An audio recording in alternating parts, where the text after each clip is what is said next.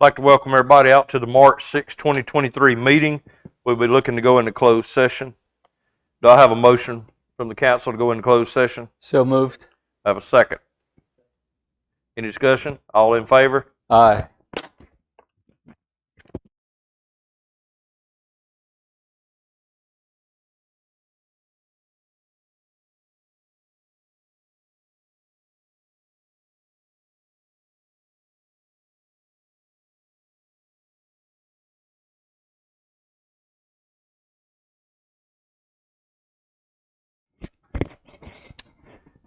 Within the closed session pursuant to 143, 318, 11A3 to consult with the town attorney in order to preserve the attorney-client privilege between the attorney and the council, which privilege is hereby acknowledged.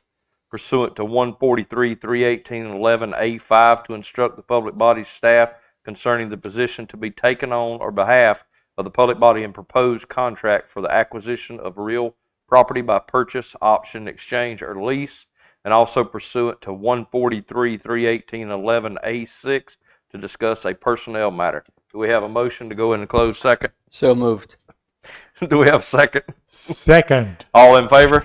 Aye. Now.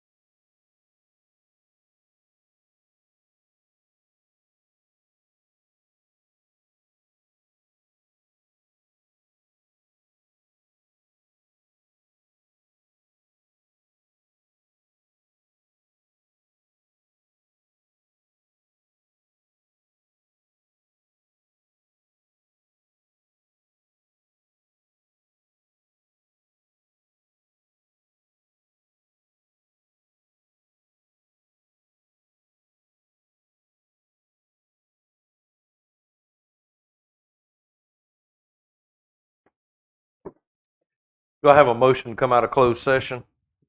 So moved. Do I have a second? Second. No discussion? All in favor? Aye. I'd like to welcome everybody out to the March 6, 2023 meeting. Please stand for the Pledge of Allegiance. I pledge allegiance to the flag of the United States of America and to the republic for which it stands, one nation, under God, indivisible, with liberty and justice for all. Again, thank you for everybody for coming out. Does any member of council have a conflict of interest or the appearance of a conflict of interest with regards to any item on the agenda? If so, please state it this time. Mr. Phillips? No, sir. Mr. Nern? No. Mr. Corbett? No, sir. Mr. Hargraves? No, sir. All right. Moving on, amendment and approval of the draft agenda. Does any member of council have anything that needs to be amended? I have 2 items. All right, go ahead, Mr. Corbett. I'd like to add into new business, Building Inspection Department requests to add a 3rd full-time inspector. And a second new item is to discuss Department of Justice grant for the police department. All right. Anyone else have anything? No, sir. No. All right. If not, do I have a motion to approve the draft agenda? So moved. Do I have a second? Second. Any discussion? All in favor? Aye. All right. There was nothing from the closed session tonight, so we'll be moving on. General council discussions. Any member of council have anything that needs to be addressed? No, sir. No, sir. You good? No, sir. No, sir. All right. All right. Moving on. Presentation. ERC committee reports. Mr. Farrell, you have the floor, sir.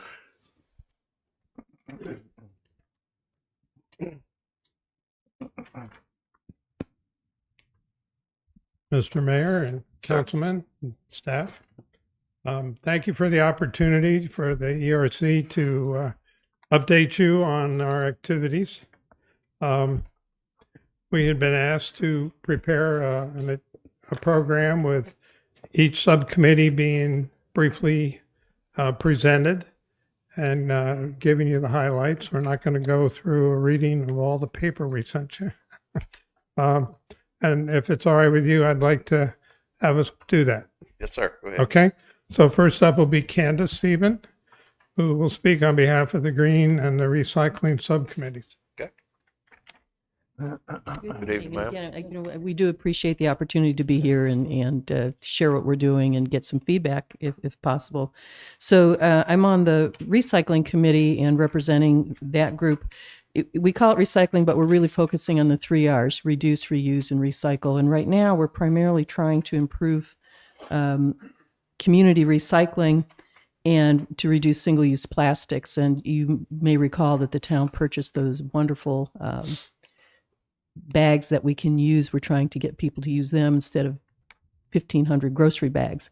So we have some good activities going on. Right now, we primarily try to accomplish things through education and outreach at events like Sunset at Sunset and the current Earth Day, Arbor Day. And that's our main things for recycling. With the Green Subcommittee, we're looking at opportunities to enhance and protect our local environment. And our current top priority is planning and preparing for the Earth Day, Arbor Day activity. Okay. And I have to say for that, we just really appreciate support from the town staff and from Chad to accomplish that. Thank you very much. Thank you. Can I ask a question on that? Sure. Candace, are you getting good public support? Is there anything else you need to get public support? Make sure that they know what's going on? We've sent out invitations to the people that are participating, and we're preparing some public relations releases and press releases. Lisa's been helping with that, and Chad as well. Yeah, I think we've been really pleased with the support we're getting. Okay, good. Thank you. Thank you for all you've done about Earth Day and Arbor Day. Thank you. Good evening, Steve Hines. I'm on the Climate Subcommittee. Since that committee was formed, we basically focused on the impacts from Hurricane Ian. We were heading in a different direction, but the hurricane got our attention, and we spent a little bit of time after that and during it collecting observations and information. And we put together a report that's in your package. some of the recommendations came out of the report is that we meet with the residents, the resiliency program community action team, and then we get some new pictures of Tubbs Inlet at low tide. We on the second part of it, the police department's been very cooperative, but the weather has not. So we don't have any new pictures of Tubbs Inlet yet, but we're going to keep trying. As far as going over the report with members of the resiliency program community action team, we met with Mr. Corbett and Pete Larkin at our December meeting, and then the results of the discussion that we had are provided in an amended report on Hurricane Ian that's also attached. Some of the observations: the storm was worse than forecast, so the public was kind of surprised by the intensity. So we need to find some ways to improve community awareness and preparedness. Also, there are major portions of infrastructure that are vulnerable to flooding, particularly the Island Causeway, but also Shoreline Drive East and West. And the town, as I understand it, has asked DOT to elevate the Island Causeway to a high priority for elevation. A third observation was that flooding along Lakeshore Drive from the Calabash River does pose a threat to Twin Lakes and could cut off an evacuation route. That's a problem given that the Route 179 bridge is going to be closed for portions of 2023, 24, and 25. And if the only evacuation route, therefore, would be along Shoreline Drive West, if that's cut off, Lakeshore Drive's cut off, those people will be isolated in their homes unless they choose to evacuate before the storm. And should any damage occur to the roadways, they could be cut off for a while. So we did prepare a report on that problem, and that's attached. So we recommend that we begin discussing storm scenarios and make plans before the 2023 season gets underway, especially with that bridge being closed. Further, we recommend a public meeting to inform the community about predictions for severe weather and the stronger hurricanes, the risks and vulnerabilities that exist, and what the town is doing and what the town can't do. I also wanted to note that we've got a weather pattern that's changing here. The El Nino appears to be on the horizon here for the fall. It's late summer and fall, and El Nino weather pattern, it's in the Pacific Ocean, but it affects us. The weather could get warmer and wetter as that develops. And if it's wetter here already and the ground and the landscape is saturated, and then we have a storm on top of that, that just makes things a lot worse. So we also note in here in this attached documents that we got a set of nice king tides all during the storm season later this year. So, you know, there's a possibility that the risks are there, but they seem to be elevated this year. Thank you. Thank you, Steve.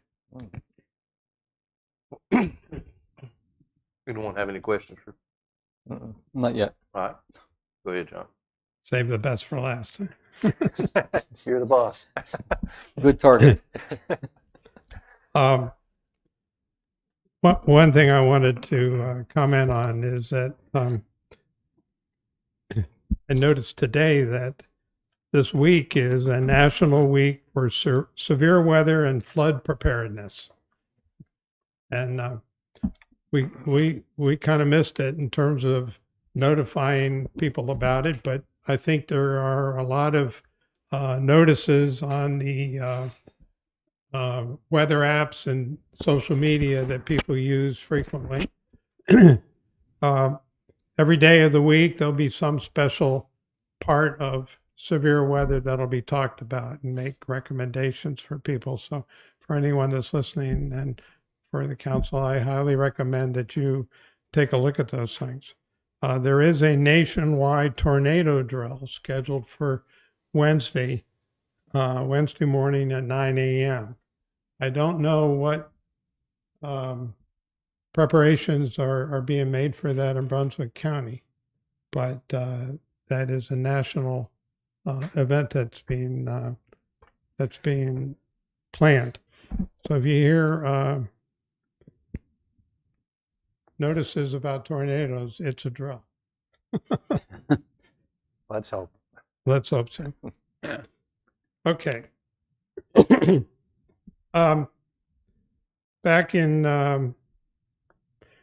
the Environmental Resource Committee report, what I did was I pulled out the items from the Climate Change Mitigation Program, all the items that were specifically assigned to the ERC. And I've kind of written some notes about what we've done or haven't done there. And if you want me to, I can go through them, or if you have questions about them, we can talk about the questions. But we've tried to monitor this and stay on top of this as we have developed our own programs in addition to what's on that list. For example, the first item is the how to protect the shoreline along Shoreline Drive West. Well, we've talked about flooding concerns for the Calabash River that come in from the north. Flooding protection from the Intercoastal Waterway is a very difficult thing to do. There is no nature-based solution that is easily done there. So it's an infrastructure project, and that roadway is a DOT responsibility. So we have to keep talking to the DOT about the risk that it poses to the town.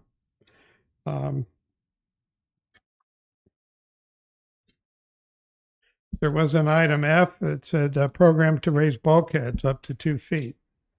I'd like some feedback about the purpose for that. Bulkheads are primarily installed for erosion protection. Some people think of them as flood walls, but that's not their primary purpose. And so if I don't know what the thought was originally with the 2 feet of bulkhead raising. Is there an erosion problem along the canals? No. Okay. May I speak? Yeah, go ahead. Yeah, I mean, the idea originally along the lines it followed up first on the causeway. The causeway is a low-lying road that connects the mainland to the bridge to the island, and it periodically floods over now, storms and king tides and stuff like that. When that happens, there are portions of the islands where the bulkheads flood over too. So whether it's a flood control item or an erosion item, that the idea is, what do we do to protect low-lying lands from high waters? And whether it's raising the bulkheads or some other matter. And over the course, I think you pointed out in earlier reports of the potential sea level rise, that it's a concern for the island that and parts of the mainland, that there's lots of this community that could be affected in a long run, in 50, 75 years, something like that. So the bulkhead, if you will, is a placeholder until somebody comes up with a better idea of how to handle the sea level rise. The bulkhead's not necessarily the solution. No, and the trouble with bulkheads is it's easy for the water to get around the ends. So, okay, we'll work on that. There's an item G, explore technical advances applicable to Sunset Beach. One of the things we've done is Steve has agreed to become a subject matter expert on living shorelines to supplement the work being done by staff to build them, look at new technology developments, and try to work with the staff to come up with better ways save money and do it faster and easier. So that's one of the things we've done there.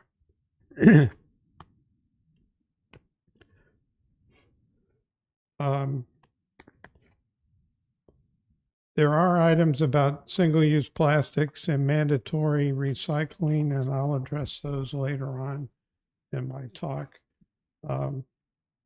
I've added 2 new items to, let me turn this off. 2 new items to the list. One is to create a resiliency program. We have a resiliency strategy that came out of the RCCP, and I think we should transition that into a program. And we keep learning and modifying the program and changing the priorities of things as we learn, what has to be done and where the sources of money come from and things like that. The other thing like that is Tubbs Inlet. It wasn't too long ago. Lisa gave me a little side job to kind of monitor what's going on at Tubbs Inlet with photographs and information about changes that might be taking place. And I got real interested in that after Hurricane Ian to try to monitor what happened after Isaias and what happened after Ian to affect Tubbs Inlet. And we're still trying to get photographs. And the chief was supposed to fly the drone tomorrow, but it looks like the wind conditions will make that difficult, but we'll see what we can do.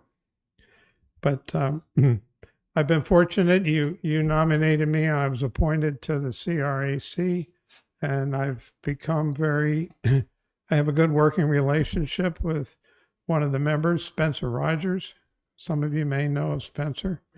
And he's been very helpful to me and educate me, and he's very interested and concerned about Tubbs Inlet too. So we'll work together and come up with some of the best information available on that. Question on that. Yes. If you get the photos of the low tide conditions, which I think is what you're looking for in Tubbs Inlet. So do we have sort of an objective or an end game once we learn all about Tubbs Inlet? What are we going to try to do with it? Well, we're trying to understand how it's changing. Yeah, we see migration of the channel towards Sunset Beach. Towards the west, towards us. Towards the west.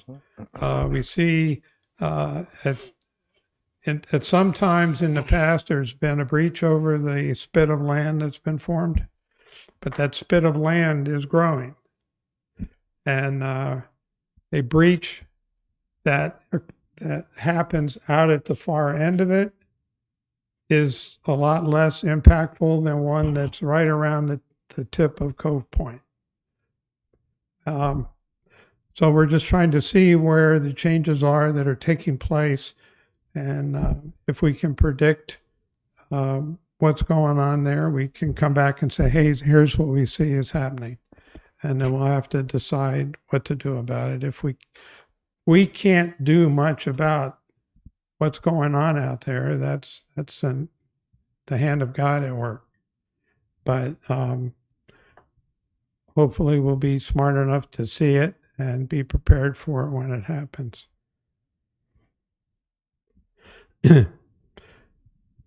So if it's all right with you, we'll move in that direction with the resilience program, and we'll move in that direction with Tubbs Inlet as a program.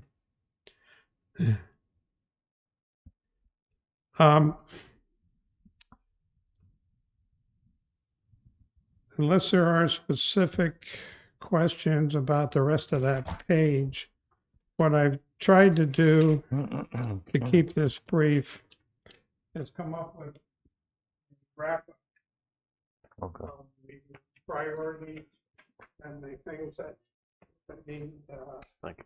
that we would like to discuss. Thank you, sir.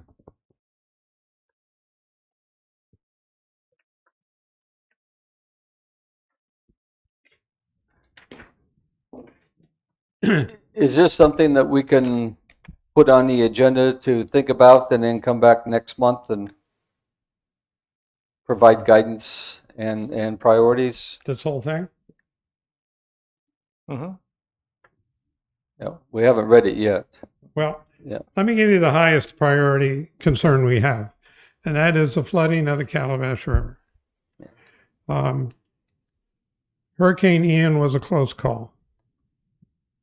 The flooding that occurs at the Calabash River that would go into Twin Lakes happens to occur right across the street from where Candace lives.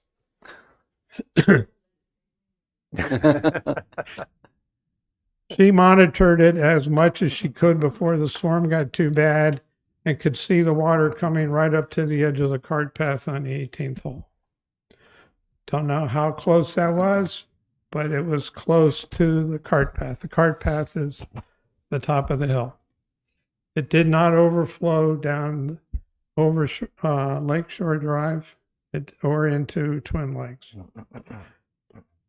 The storm, the water level at Myrtle Beach was 10 feet. The water level in Wilmington was 7 feet.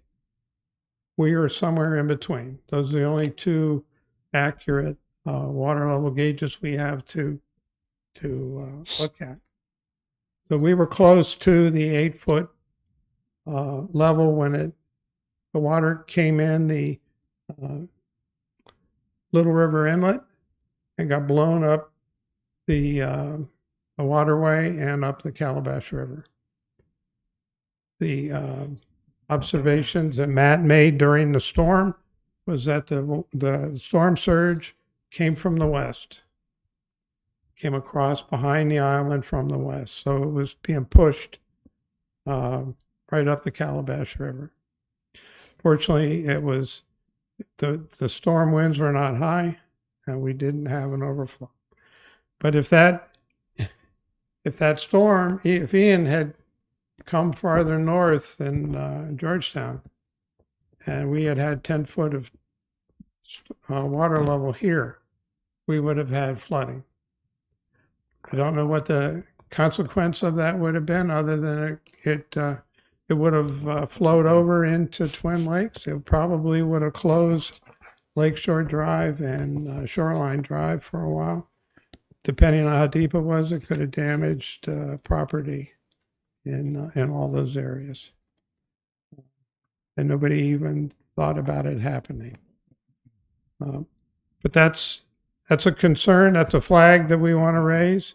And then we would like to think about ways to talk to the owners of the property for the Oyster Bay Golf Course and have them consider flood control measures in that area. Not only does it help the town of Sunset Beach, but it protects their property, because the location of that flooding would wash out the 18th and first greens, and it would inundate the irrigation pond with salt water. So that's the big concern we have out of our study of Hurricane Ian. We put all this together. We think there should be a public meeting with the residents in town to bring everybody up to speed on what's going to happen when that bridge closes. Yes. And not only does it affect Sunset Beach, but it affects residents of the town of Calabash and residents of a number of ETJs out on that west end. Sir. So, All right. Thank you for your presentation. thank you. Thank you, Yeah, John. look into everything. Can I- Thank you. Can I Go just, ahead. Go ahead. couple quick comments. Thank you very much. And I'd still like to come back at the next meeting to further up discussions here. Several of our TV stations, in addition to the social media, are announcing that they're doing these emergency warning and preparing for the storms on all week here. So that's something that's there. One of the messages that I think should come out here, particularly with the Calabash River flooding, and the dangers of infrastructure damage from floods, is that when the town puts out emergency warnings and declares it's time to evacuate, people need to evacuate, particularly that area. Ian showed us that we really can't tell and can't predict real well what's going to happen So that's one of them there. And perhaps one of the things that we might consider, Lisa, is the town has an emergency action plan. Do a presentation at one of the next meetings to outline what the town does and is prepared to do, and then what citizens could do to support that action. That would help get public knowledge out there. That's all I got for now. All right. Anybody else? I'd just like to make one comment that for those of you who don't know, or those of you watching on YouTube, what we have scheduled here is quarterly meetings with the ERC committee. And I feel that's a real step in the right direction for us, and a step in the right direction for the ERC for good communication. Certainly that's what we need to do, working together with the ERC, as John is talking about here, and sort of chart the environmental course of our town in the future. So I think it's a good thing. I think it should happen every quarter, and it's going to.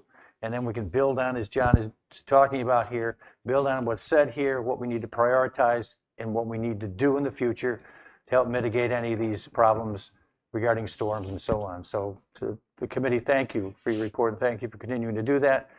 And let's keep working together. Thank you, Mike. Moving on to public comments on agenda items only. Does anyone have any public comment within the agenda items? Don't think so. All right, next up, consent agenda. February the 6th, 2023, first regular meeting minutes. Parks and Recreation Master Plan adoption. Manning Seagour Proclamation approval. Earth Day, Arbor Day Proclamation approval. Inspections Department, January 2023 report. Planning Department, January 2023 report. Public Works Department, January 2023 report. Finance Department, January 2023 report. Fire Department, January 2023 report. And Police Department, January 2023 report. Does any member of council have any questions on any of these items? Anything that needs to be addressed? Mr. Phillips, you got anything? Mr. Nairn? No, sir. Mr. Corbett? Yes. Go ahead. On the inspections department, you're talking about finalizing studies of the bulkheads that were damaged on Riverside Drive from the hurricanes? Yes, sir. Okay. Those are the bulkheads and the docks we had damage from, and just trying to make sure we're getting all those actually cleaned up and also repaired. We've actually got two that's where you have turnover to code enforcement to see those through. And who pays for the bulkhead repairs? The owners. The owners? Yes, sir. Okay, and if they don't, we go to code enforcement, and then It's different. we take subsequent action Yes, to sir. do something. And there's a house that's not quite in here on the end of Inlet Inlet. Yes, sir. that was badly damaged during Ian. Yes, sir. What's happening there? We turn it over to code enforcement as well, and the folks we were going to actually hold a hearing, and they actually contacted our code enforcement officer, and actually we were going to force them to demolish it because of obviously the structure's integrity and also the tax value as well comes into play. Maybe not the tax value today, but the tax value it was 2 weeks ago. But as far as that goes, they're going to demolish it on their own. Oh, okay. So we've actually cleaned up several properties on that end down there anyway, through the code enforcement guy, John. So it's worked. And that code enforcement contract and program that we have is working? Yes, sir. Okay, good. We've seen a lot of results. We had probably maybe 25 or 30 cases, and we've got it down to about 15 cases now. And that's from minor to somewhat major. Good. So Thank it's you. working real well. Thank you. Thank you. Thank you. I'd just like to take a second to emphasize the importance of the Parks and Recreation Master Plan that we're adopting tonight. It's a very, even though we're doing it in the consent agenda, it's a very important document that plays a big role in us getting funding, grant funding in the future from the state. Remember just now from Majestic Oaks, we received $750,000 in Part F grant. But one of the things we fell short on when we were rated was we did not have a master plan for Parks and Recreation. So what the state says, if you want to get grants, you've got to have this master plan. So now we will have a master plan. We'll score higher on that, we'll score very high on that with this master plan. And it'll help us get grants in the future to take care of expenses for our parks and upkeep for our parks. So we think that's very important. So that's good. All right, if nothing I else. have I one have one more. other- I've Go got ahead, one John. more for Go Lisa. ahead. The Tara's. Oh, Yes. there you are there. But the nonprofit organization funding application, is that being sent out to the nonprofits being notified, or is it just buried here in the consent agenda? Yeah, so it's available on the website. I actually had talked to somebody today to let them know, but it is available. I do want to note that there is a change this year. Yes. That a contract is required and they have to be able to prove what they've spent the money on and report that back to the town, regardless of how much money they've gotten or how much money they're awarded. The other, and that they also have to be able to prove that there's a benefit to Sunset Beach citizens, residents, or tourists. Can you There's- reach out to each of the major nonprofits that have The ones applied for money in the the ones past? that have applied in the past, Yeah. I can send it out to them. Okay. What is Thank you. what is the contract? What is the contract about, or what does it say? So the background on it is that there are several towns in North Carolina that have gotten in trouble recently where whether it be council or staff or somebody associated with the town has created a false nonprofit and we're funneling money, embezzling money, funneling Embezzling it through money, yeah. a nonprofit. So the contract basically ensures the town's auditors, that the money that we're sending or awarding to a nonprofit is being spent on this very specific purpose. So it has to be able to be proven back to us. All right, that makes good sense. I mean, and most of all, when it's a direct benefit to us, most of these nonprofits, we could probably prove that they have a direct benefit to us in one way or another. Right. Okay, so it's not a massive change, but it's a bookkeeping change for sure. And, It's not even necessarily a change. There's just a much stronger focus on it. excellent. That's a good way of saying it. Thank you. You're welcome. Thank you, Karen. All right, if With nothing, your indulgence, I have one more question. go ahead, John. Police chief?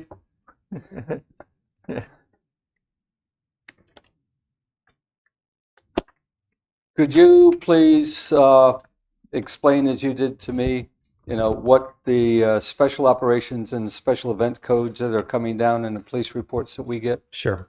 You'll see an increase in the stats for special checks, special operations, and what it is just an effort to better catalog what it is the police are doing on a daily basis.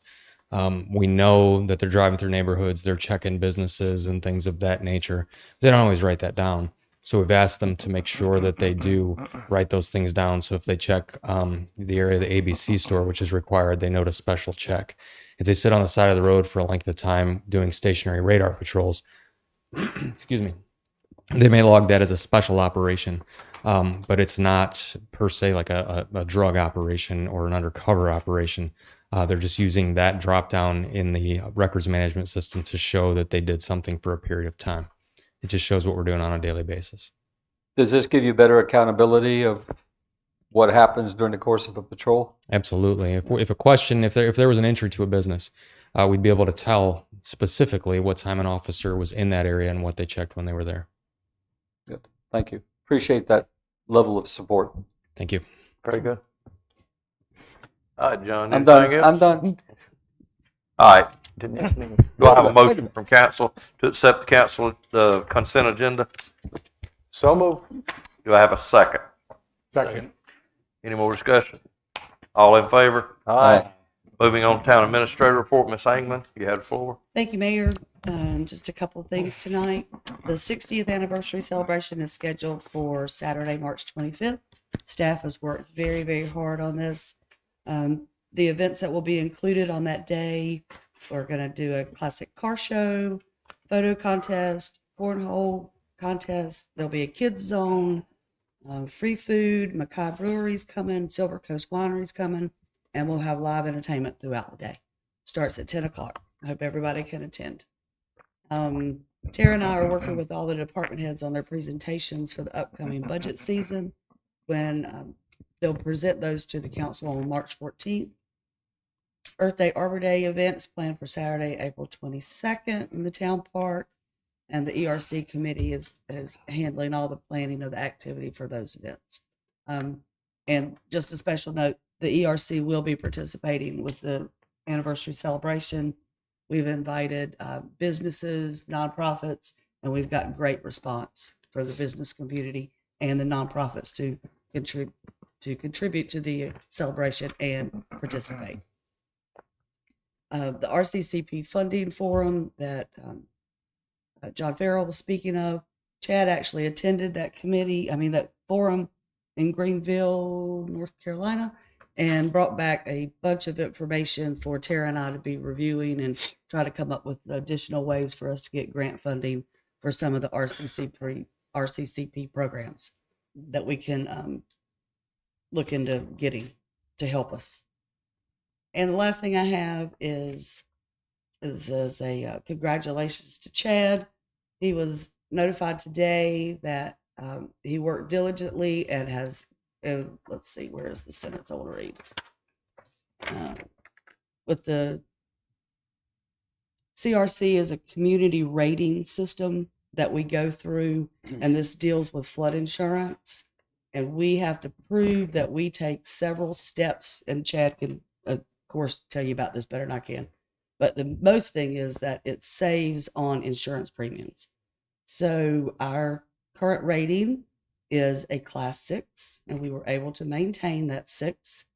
And what that does is it implement the funding, floodplain management activities implemented by your community qualifies it for a 20% discount on flood insurance premiums for most NFIP policies issued or renewed on or after October 1, 23. So thank you, Chad, for all his hard work on getting that achieved, and make sure that you're letting your insurance agents know to be looking for that 20% discount on your flood insurance. And that's all I have. Thank you, I can Chad. answer any questions you have. Yes. good Other work. than, Lisa, I noticed we've done the consent agenda, but Matt, does he have anything left on here? I don't see anything left. If he don't, he's free to go home. Matt can Same thing with Kerry, unless he has anything He's else. got the building inspection. He is going to do that one on. Okay, that was added. Yeah. Other than that, that's the only staff. that Were you can going to leave. go over that? I have a question for Lisa. Go ahead. Last month, we had a discussion about food trucks, and we decided not to change the UDO. And that left an impression on many people that the only way there could be food trucks would be as part of a special event that was applied for 30 days in advance.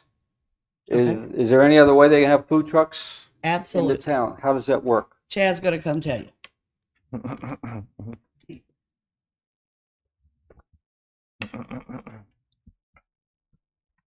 Lisa had me prepared, John, and I thought you forgot about me. I'm happy to know that you didn't. Always thinking about you.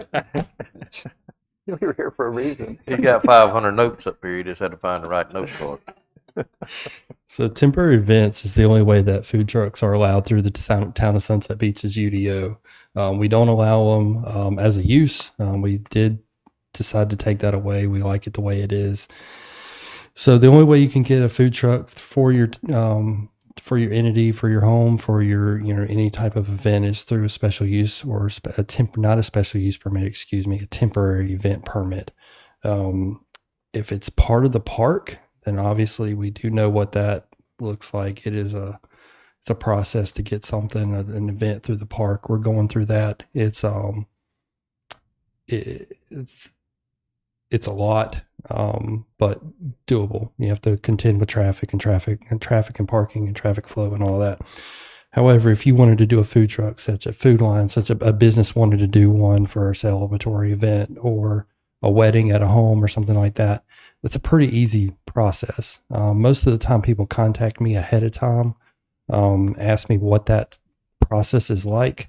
Once an application is in here, it's pretty turned around in about 5 to 7 business days. Depending on what's on my plate, it's probably quicker than that. So I deal with a block party in Sea Trail every year. I've had a few weddings over the past couple of years do food trucks in their driveway with that event in their backyard. It's pretty easy. It's painless. Again, if it's outside of the park, most of our temporary events, if they're outside of the park, it's pretty generally an easy process. Can they actually sell? Can a store have a celebration and bring a truck in to sell tacos or something? That's correct. They don't have to be doing catering or giving food. No, I mean, weddings on private property are a little bit different. They can't just sell it to the public. That's a little different. But if a Food Line or any other entity, I use Food Line as an example because I've talked to them a few times about doing a grand reopening type thing. So that one always sticks in my head. It's the easiest example to explain. If they wanted to do something under that temporary event permit, they could certainly do that with a food truck.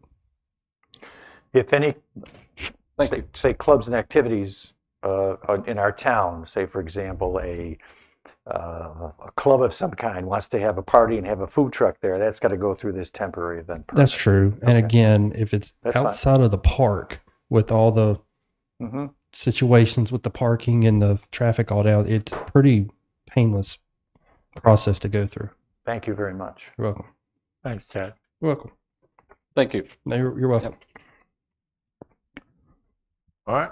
So That's far. We're going to go on to the planning board UDO rewrite activity report. Go ahead, Chad. So I'm happy to report that the planning board last Thursday did a lot of great work, got through a lot. We are officially through the new Article 3. Moving in, we have a meeting. We're doubling up in March. We're going to have a meeting on the 21st of March, and we will start tackling Article 4, which is subdivisions. It should be a pretty uphill process from here. The hard part, the bottom of that curve is potentially over with new Article 3. It's the most difficult one to go through. It's a lot to go through where you're pulling a lot of zoning tables in, a lot of your table uses in, all the zoning districts, landscaping, trees, all that stuff into one article. It's a lot. It's painful, but we should be on the upslope to get through this. We should be back. We're back on schedule. I'm happy to report that.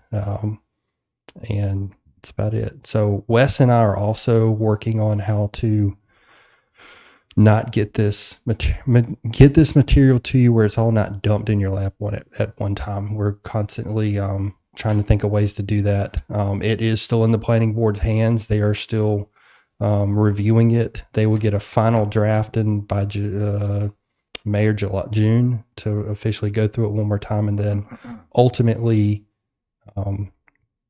give an approval to y'all to where y'all can start your review part of it. There will be a tentative joint meeting between the council and the planning board to go through all this as well to prepare y'all. So Wes and I are taking steps to not just blindside y'all with this. That is not our intention, but to go through this diligently as well. sounds exciting. This is, yeah.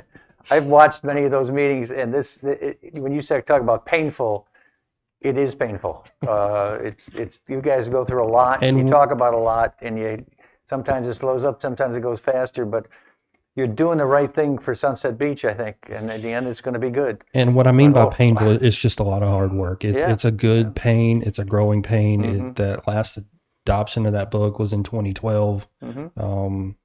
It should have been done right after the land use plan was done in 2017. So, I mean, that one's next. I mean, we're at that 5 to 6 year point of where we need to start taking a look at the land use plan. So there's a lot of work to be done. Staff is not afraid to do the work. And when I mean painful, it's a good pain.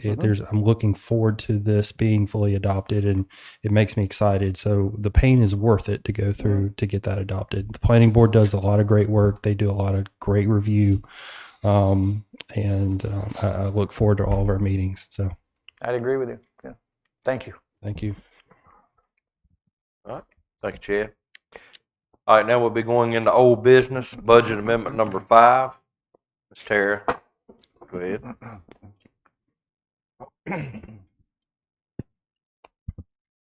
Okay. So this is budget amendment number 5. 2 of these things on here have already been approved by council. The town park gazebo, this is just getting that into the budget.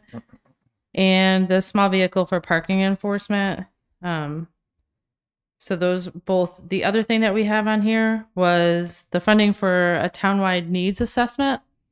So this is a service contract that Lisa can approve as long as you all approve the funding.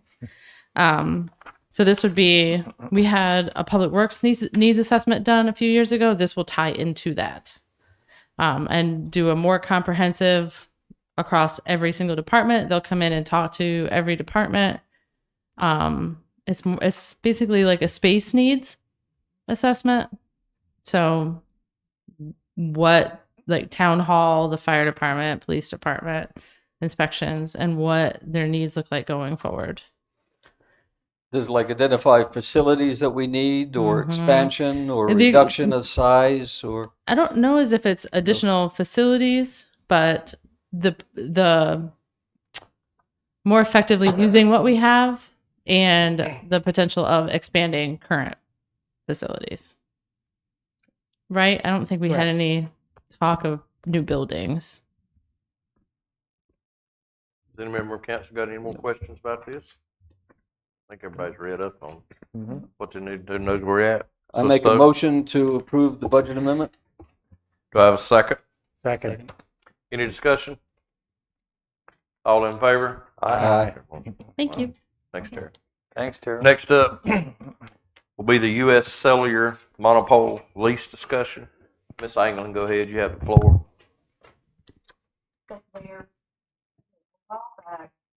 And I meant to look up the date. Thanks, Alan. I meant to look up the date a while back when Dustin brought this to you all, this request to you all, and you agreed to go into a lease agreement with U.S. Cellular for a monopole located at the Public Works Department. That started the ball rolling. The lease agreements were forwarded to the town, which were, of course, forwarded to the town's attorney, who has uncovered some issues with it that we didn't really think about. So the compensation that they were suggesting, we find that it is not really staying within fair market value for what they will be using. They are requesting the first right of refusal, which would last for 100 years, and we're not real comfortable with that. And the ability to freely assign their lease and sublet, license their premises, and they may allow other entities to add antennas to the monopole. So all 3 of those caused great red flags for Attorney Richardson. In addition to that, we have been, as you are aware of, looking for property to move Public Works to. Public Works is behind Fire Station 1. It is busting at the seams. We've got expensive equipment that is being housed outside because we are, and I wish Chad was still here because he tells me that Public Works is a non-conforming property. So we can't build anything else there to cover that equipment. A couple of years ago, the town council purchased the 4 acres behind Fire Station 2 on Old Georgetown Road. And we have been working with our engineer that we have on contract to design a concept of moving Public Works to that area and building their buildings sufficient for them to grow and expand as they will, as town assets come online, parks and things of that nature. And in addition, we're looking at putting the fire station training facility on that property as well for Richard and his department to be able to use, as right now they have to travel outside of town to do a lot of their training, which takes them into sometimes South Carolina, sometimes all the way up to Leland, and it would just be better served if the town would construct this training facility for the fire department to be able to hold our stuff there. So with the uncertainty of the public works facilities and the uncertainties of the future use of that piece of property behind Fire Station 1, staff is recommending that we terminate the discussions with U.S. Cellular to lease the property on the public works property to install a monopole. Do we need a motion for this, even though we never got it into play? Well, you motioned to go for us To to look into pursue it, the okay. lease. So Have- we need a Go motion ahead. to terminate. Go ahead. Is there any liability to the town or anything by terminating this process now? Nope. So moved. Any downside? Nope. Well, I'm sure there's downside to them, but Well, Make for a motion to us. terminate. Make Can your I- motion. If you're gonna make a motion, Can I, make it. can I just make terminate. a, Go ahead, go ahead. Richard, is that enough room back there for you to do the training that you need to do and set up for you? Back, We hope so. And in the process of this engineering, we'll be speaking with them and determining if the square footage of that rear portion is large enough. But we really hope so. it appears to be that. Mhm. Okay. and that'll be wrapped into this needs assessment Okay, that good. you all just approved. Is this just a town training facility? Or That's a right. year or so back, there was a talk about doing something with Brunswick Emergency Services and That's right. Brunswick That's right. Community College. And Just for the town, the community college did receive the grant. They're building a large facility, but unfortunately, it's going to be up in Bolivia. So it's just timing and mileage. Would that be something you'd have to use once in a while for training, though? Yeah, either South Carolina or the next closest in probably the next 1 to 2 years, depending on construction time, but definitely would be the site in Bolivia. Okay, so how often would you have to go to the Bolivia? At minimum twice a year. Oh, okay, At that's fine. minimum. That's fine. So you could do your training if the DPW was gone. You could do training back there. No, this He is- lost This is for the new New area, property out new here. training facility and behind Fire Station 2. the property that we bought a couple Well, years that's ago, for DPW. and a training And center. a training And a center. training And a center. training Gotcha. center. Place. And the training Thank you. facility that would be Thank put you. out there is what do they call it? A burn. It's a burn building. A It's burn it's building. a Okay, structure that excellent. we Okay. can. So burn. anything else training Oh, related God. that he would be able to do behind Fire Station 1 when we would convert the old public works I got it now. facilities to a training facility for him and his guys. Yeah. But we don't want to put the burn trailer there because there will be, the burn building, Yeah. because there will be smoke coming from that building. All right. Okay, I'll make a motion to terminate discussions with U.S. Cellular to lease property on Public Works property to install a monopole. So, Do I have a second? Second. All in favor? Aye. Next up be the Island Parking Study Phase 2 discussion and approval. Mr. Hargraves, Mr. Nairn, this is y'all's. I'll start it, and Charlie will come from there. Very quickly, just a quick little background. In September of 2022, Charlie and I, of course, were appointed by council to conduct a study of beach parking. December 22, Charlie and I introduced to the council, proposed a parking study plan that consisted of 2 phases. Council approved moving forward with phase 1, consisting of a study basically of background information. And in February 2023, Charlie and I announced to council that we had completed phase 1. We then proposed to council to allow us to move on to phase 2 of the parking study, which consisted of forming a parking committee made up of citizens of Sunset Beach. During the ensuing discussion in February, it became clear that the council wanted more specific information, details on the selection of the committee through the creation of an application and an application process. The motion was made in that meeting to defeat the request to move on to phase 2, and a new motion was passed requesting the creation of application and application process.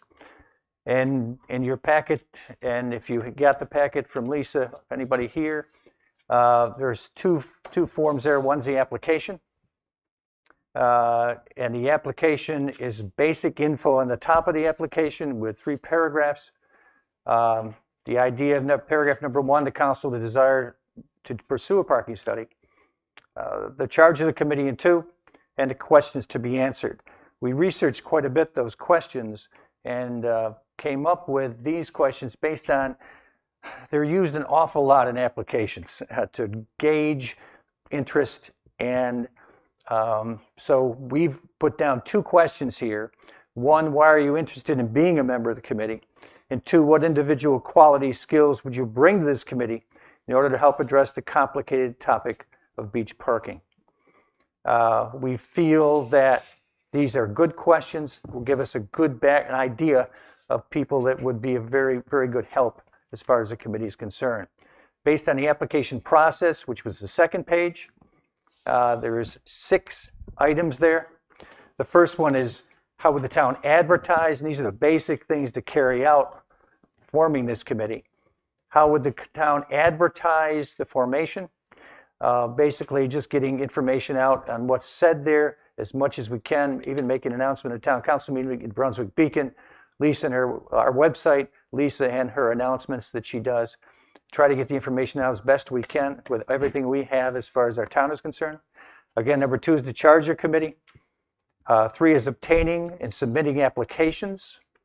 Nothing to really say there other than applications would have to be received by March 24th of this month. And where do you pick up applications and so on. Number 4 is very important, the makeup of the committee.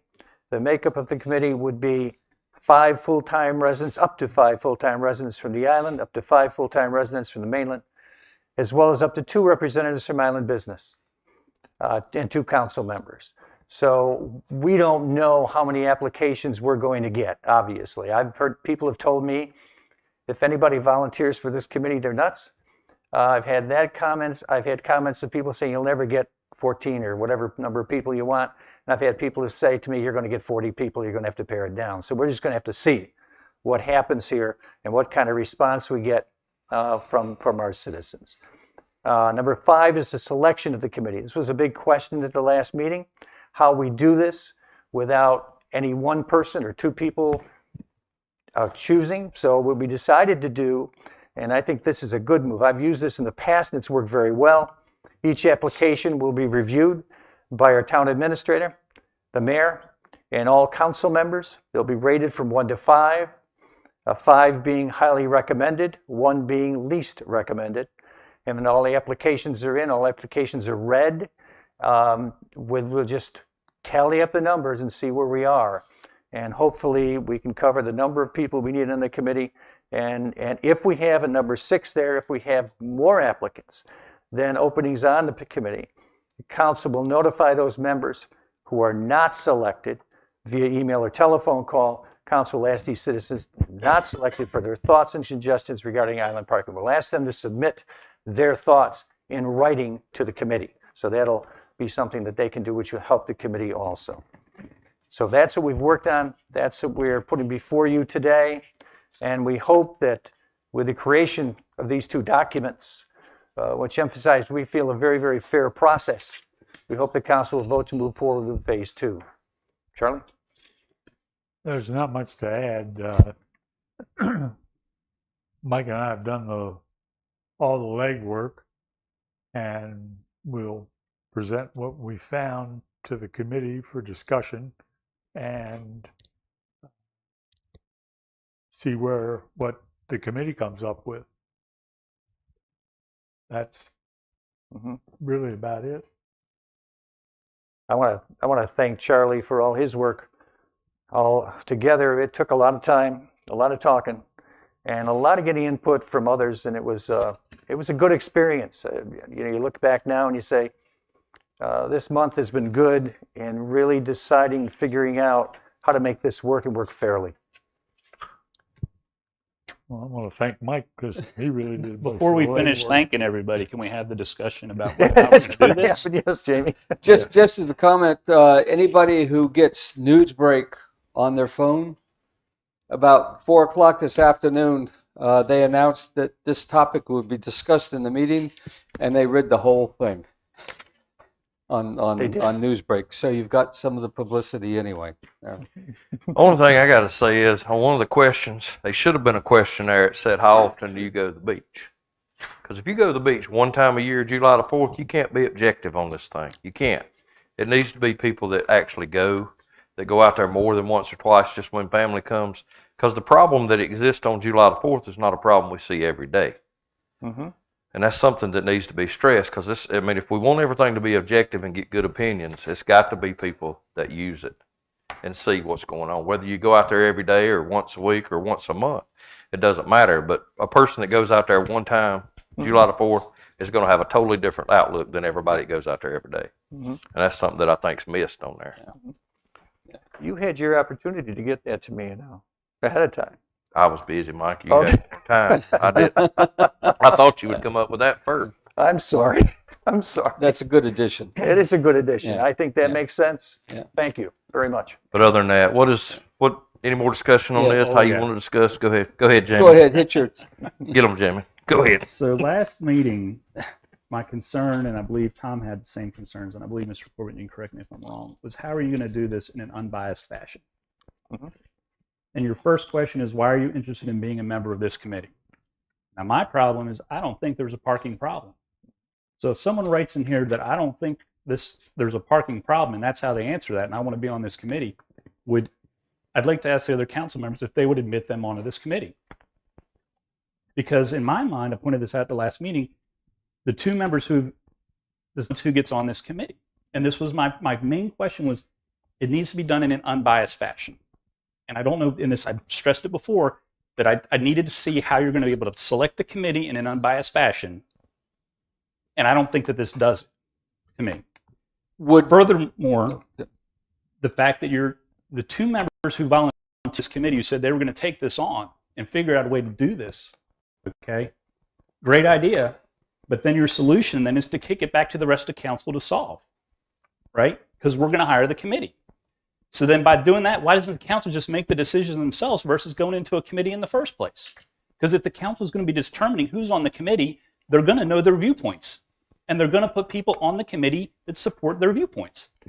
Jamie, that's why if you look at number, whatever it is there, the selection of the committee, that's why we're saying the applications go to all of council, the mayor, and the town administrator in order to rate. And we just take those ratings back and we just add them up. I understand that. It gives that. you an opportunity, and gives anybody here an opportunity to agree with you and just say, this is somebody who's a good person, But why doesn't am I agree. being placed on the process to solve it when I don't believe in the whole thing in the beginning? So you're going to kick it to me, and I don't believe that there's a problem to be solved. I don't believe in the committee. So now you're making me have to be part of the solution when I don't agree with the problem? That there's even a problem to be addressed? You are a council member. It's a community problem. Right. And so this committee will come back with whatever recommendations, and then it'll still fall down to the council to make a decision. Okay. Yeah. Would some of the bias be removed if question number 1 was not there and it was just question number 2 and 3? 3 being how often do you go to the beach? I would be more comfortable with that. Because if you're just saying, what makes you qualified to be on here? What's your background? What's your education? What's your interest in the beach? Things like that. But if you say why you're interested in being it, and if the answer would be because I think there's a huge parking problem, then to me that's a red flag. Now for you guys, you may say that's great. Yeah. But that's where I'm saying the two people who are on council who think that there's a parking problem also get the vote on the committee to do that. So they already have a leg up in the process of who gets on there, in my mind. So they just have to convince you and me. How about if we just The other way. How about if we just took those two off? Had to leave you and Tom, me, Lisa, and John. It'd go down to 5. You'd still have a 3-2, That's fine, whatever. too. And then that way there wouldn't be no objective to it. You know what I'm saying? That would get it back in. Right. I still think you have the responsibility of the council to, even if you go into this with a bias, to try to park that bias and listen to the recommendations that the committee makes. So I think your suggestion of getting rid of the first question gets rid of some of that bias. You're never going to get rid of all of it. You're not going to get rid of all of it. I think it's really important that the citizens in the community have a role in recommending the solutions to how to manage parking on the island. And even if that solution is don't do anything about it, but And again, I'm just trying to figure out a way to do it without having the selection process have the least amount of bias in it as possible. That's it. All right, so you're saying cross out number one. Mhm. Okay, what will we put in that? And Mayor suggested we put in how often do you go to the beach? What should we say? Often do you go to the beach in 2022? To be specific, or do you want to say Just how often? how often do you go? Annually? Just how often do you go? Okay. It's just like I said, to be objective, it can't be somebody goes one time a year. That Mhm. don't work. Yeah. Okay, that's fine. So put qualities first and frequency second. Yeah. All right.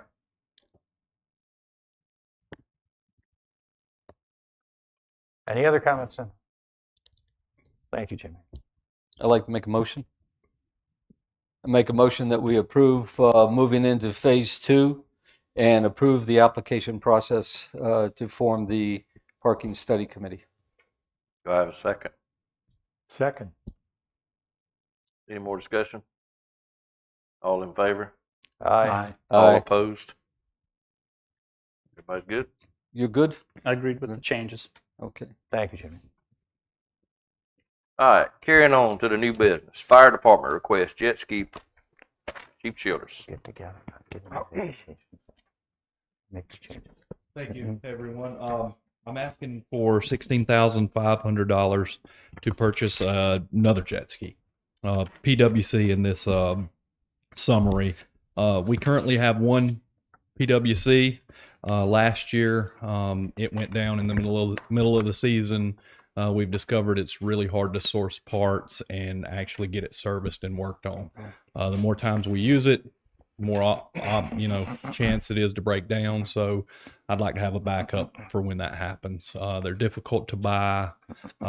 There's one in stock right now, but they're difficult to buy, especially in the summer. So if we wait till the summer, there's a good chance we're going to have to wait till the end of summer to get one. And then if one goes down, we're going to have trouble. So that's the purpose of this. Why I'm asking. How old is the one that? It's going on its second year. Wow. Mm-hmm. It's new. It's in good shape, but they do break down. Even covered under warranty, we're still looking at a week, 2 weeks, depending on parts. It's just hard to obtain parts right now. The watercraft industry is just as tough as the automobile industry when it comes to things like that. What's the life expectancy of one of those? We've got it on the plan at 3 years. 3 Every years. 3 years, yep. They're tough. The way we use them is not the appropriate way to use them. You know, when we need them in a hurry. But unfortunately, we put it up there at 3 years. Is there a rental agency that if something went down that we could actually rent around here? There could be. Is that something we could look into? I don't know. I can definitely look into that. And I don't see why we couldn't. Yeah. We rent everything else. Yeah, I can dive into it. I'm not sure. So we have the current jet ski, and we purchased this other one. Mm-hmm. Only one would be in use. That's correct. We would keep it at Station 1, so in the event of a large-scale emergency or something, as you know, we keep the main jet ski staged on the beach strand daily during the summer. I think that's the best move to continue with that. But the secondary, I can't say it would be out of service. We could use it in the event of something in the waterway where we need another unit or something like that. We could use it, but you know. Daily course, they wouldn't both be out there. Primary use would be as a backup. Carrying on with what the mayor just said, if you were to check around and see if there's a rental agency that would hook up with us and provide that, they would have to be able to give us, if one breaks down, you have to be able to get the new one the next day from them or a rental from them right away. Right. So emphasize that. Yeah. It's like, this is an emergency vehicle, basically. So we'd have to be able to get it quickly, and almost guaranteed we get it quickly. Those rental companies that rent those jet skis make so much money on them by the hour. I'll be very surprised if any of them would agree to let us have a jet ski for weeks. Right. Well, my thought was, where are you going to pay them to have it? They'll let you do it, but you're going to pay them. Yeah, that's the other point. Great point. And you're also getting a rental jet ski. It's probably not kept up to the standards that the fire department keeps their vehicles up. Yeah. The other side of it is if you take 16.5 and divide it by 3, you've got 5,300 as the annual cost, and that should give you the line you use just in really simple terms as whether it's a better decision to buy it and keep it and have it under our control. My good point. My view is it's better to own the thing, maintain it, take care of it, and recognize that we're going on a 3-year cycle of these, and this would give us 1 year and a half into the life cycle of the things. What we're talking about here is life saving. Yes, public safety. Nothing is more valuable than human life. So I would make a motion that we approve this $16,500 for the purchase of the secondary PWC.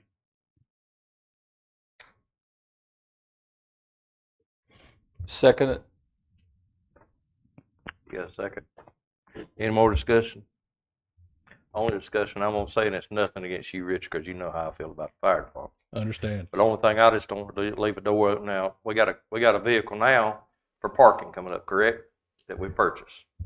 All right, if it starts spitting and sputtering, are we gonna run out and buy another one just to have a spare? I don't want to start a precedent where we just gonna have spare everything, because that ain't no good.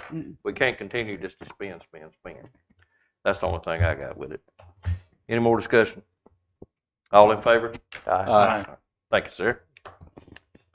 Next up, building inspection, Mr. Carey. This is you, sir. And Tara in the rear, holding it up. Go ahead. So the building inspections department is asking for a full-time position. I think that you have in front of you the justification that Carrie had written. So, and also, do you have the comparison on the second page of the monthly chart of how much it has increased over the last few years? So with that being said, I believe you also have the cost in front of you of what we're looking at. I do want to note that our inspection revenues are definitely in line with the amount of service that they're needing. It looks like they'll also have a surplus this year, which will also go into their own personal department assigned fund balance. So I don't know if any of you have any questions about the justification for it that Carrie can answer, or about the money that I can answer. The justification was not in the agenda packet. Correct. Did you want me to read the justification? I do not want you to read word for word. Can you summarize the high points of why this is needed? So part of that is that they have had an increase in need for inspections over the last 3 years. And we currently have a part-time person that is picking up some of the slack, but we actually have enough work that we could have them do it, have him work full-time and still and help the department work more efficiently. Is there anything that you want to add to that? As far as I'm thinking future here too as well, we're getting ready to go through some changes that is under the Department of Insurance basically puts those changes down. And we're going to have to start picking up and doing more inspections. It's coming, and what it involves is the actual dock inspections, the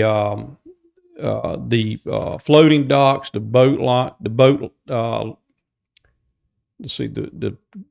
walkways, the docks, and the boat launches.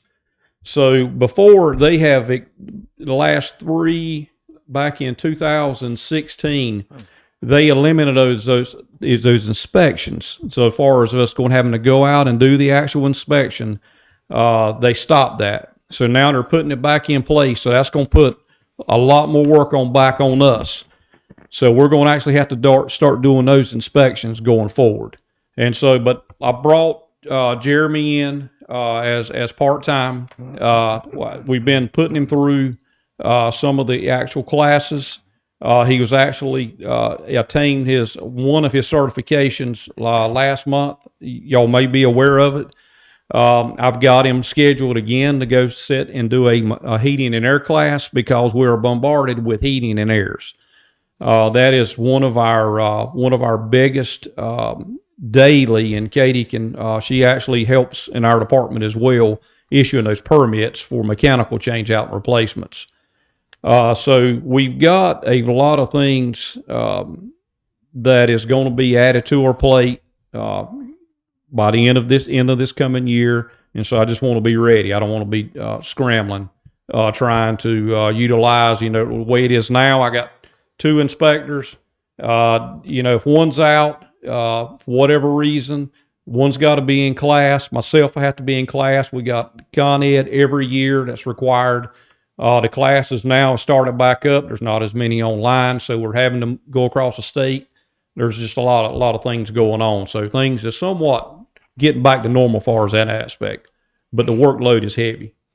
And just looking at the figures you give me, it looks like roughly the number of inspections per month has increased about 3 times what it was in 2021. Yes, sir. And your staffing, has that increased? No, sir. So where does this money come from that would pay this guy? Out of our inspection revenue, inspection fees. Okay, not out of our general fund? No, sir. Nothing comes. Correct me if I'm wrong, Terry.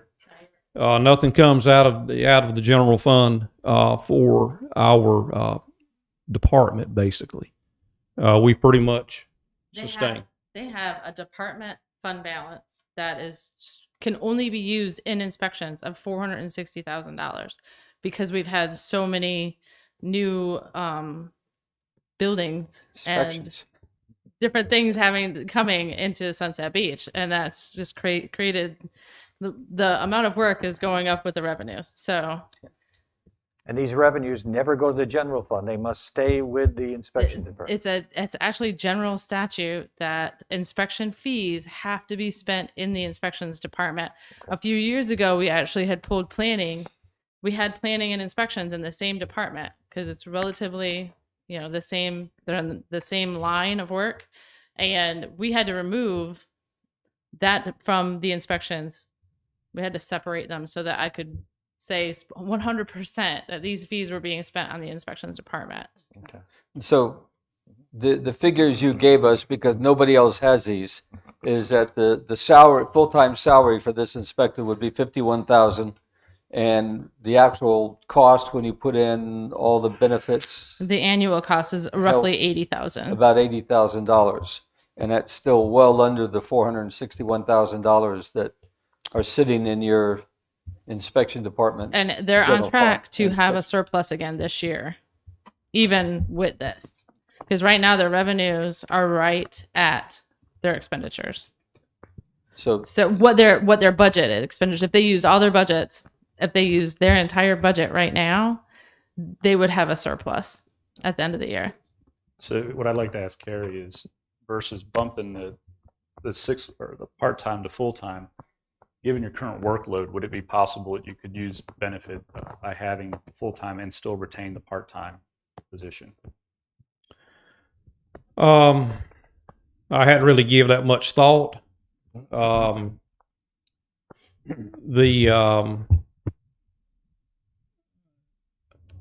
I feel like with myself and 3, and that's how the town was back in 16. Even though we've got more work to do now than what was back in 16, but I think we could handle it just fine. But Carrie tells me that at some point in life, he's going to want to retire. In addition to his other people are going to want to retire as well. Sorry, no. And we no. Yeah, we're not letting him retire anytime soon. So we're concerned about trying to get some people spun up who would know the town. If We we're want looking at to, if we're looking at a massive retirement in the next few years, Right. department wide. So So you're if we could- suggesting that having the part-time person become full-time and still keep the flexibility of having a half-time on our accounts Yes. when and if we need it. and I may look at that a little later on. I really want to get till next year, and that's the reason I didn't put in a vehicle. This coming budget, I'm not asking for no vehicle, even though we could certainly probably handle it no problem financially. But just looking, I just want to get the position, and I want to get some guys trained up with some levels and pushing them through. And I've got two good candidates here on board that's willing to do that. I know the town was, when I first came here in 17. They were struggling trying to find certified level 3 inspectors, and it's kind of a lot of them retiring, and continues to retire each year. But so you got a couple young guys, and hopefully they can get their certifications and be able to stay with the town. My thoughts on this is, well, number one, we're doing 3 times the inspections, and doing 3 times the work that you were doing 2 years ago could make you want to retire. So, these guys are out there every day doing these inspections, and they're under a lot of pressure to get them done. People want last-minute inspections and stuff like that. So I think we need this full-time. And as far as part-time goes, I agree we should have another part-time inspector, because you said people get sick, people go on vacation, people have to take mandatory testing, certification classes, and you got to go away to do it. That part-time person could fill in and keep everything running smoothly. Option that you have that you can do is fund it. You can fund the part-time position if it's not used, if he doesn't find anybody qualified that can work the part-time hours, then it just goes right back into his department's fund balance.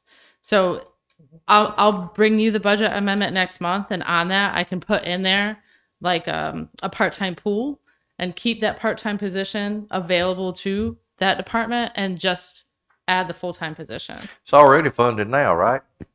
The part-time, right? So we would just be adding. Full-time one. Correct. Mm-hmm. Yeah. Right. And if we're not mistaken too, just to clarify, there is a time frame when inspections need to be turned around coming down the pike from the state. It's already in place. Yes. Yeah, it's 2 days is our is what we have to by the time it's received at the end of the business day. So we have 2 days, and we certainly meet that. So the other option, here, let me back up to the part time. It's they have to ride up under me, so to speak, because of the certification, and it's kind of hard, and it's extremely hard to get someone to come in that has a standard level 1 certificate. And that's why when Jeremy came on board, he was a licensed electrician. So he had an advantage, and he was able to pre-qualify for a level 2. You don't hardly get that anymore. And so that's so we have to, if we were to try to bring someone on, then I'm looking at having to start right back down from the bottom again, send them to school, invest in them, and then sometimes they'll find something different and move on to somewhere else. So, but as far as if we would like to put that money, and have that position available, and see the need later on, obviously we'll have it there. So I'm not opposed to it. I think we should go ahead and approve this part-time to full-time, and then wait till Tara comes back with a part-time. No. Could I modify that a bit? Sure. I didn't make a motion. Okay. We're still playing. I'd like to make a motion that we keep the part-time position and add a full-time position. Second. Any more discussion?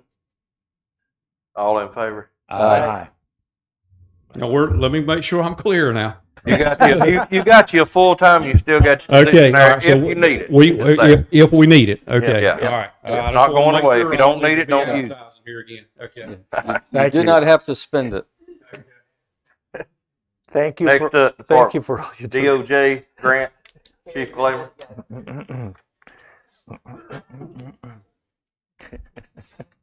Appreciate you adding this on the agenda for me.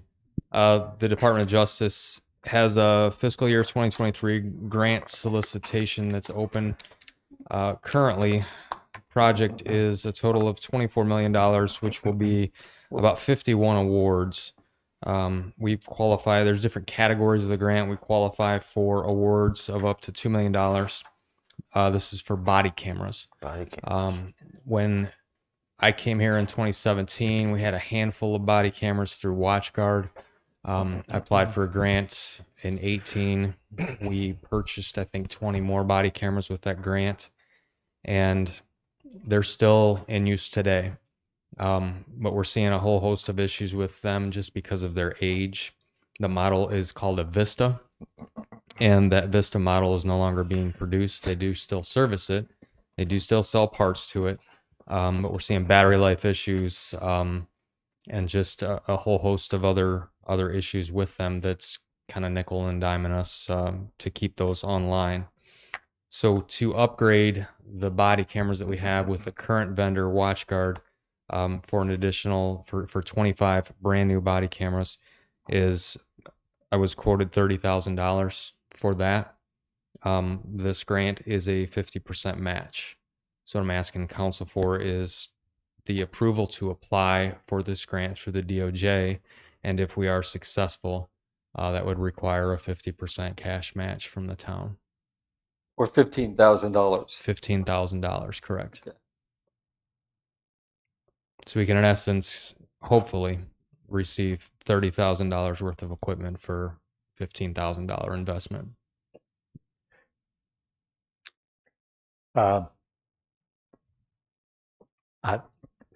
Go for the grant. Yeah. Jesus. Bingo. How many times? Every time there's a grant up, apply.